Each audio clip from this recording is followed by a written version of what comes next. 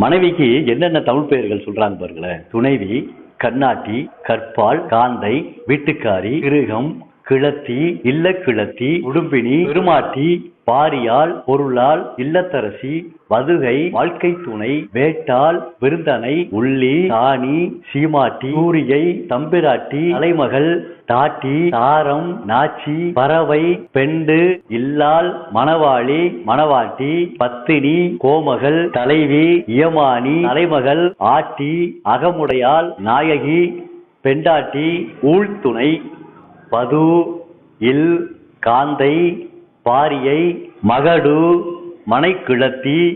குழி, வல்லபி, வனிதை,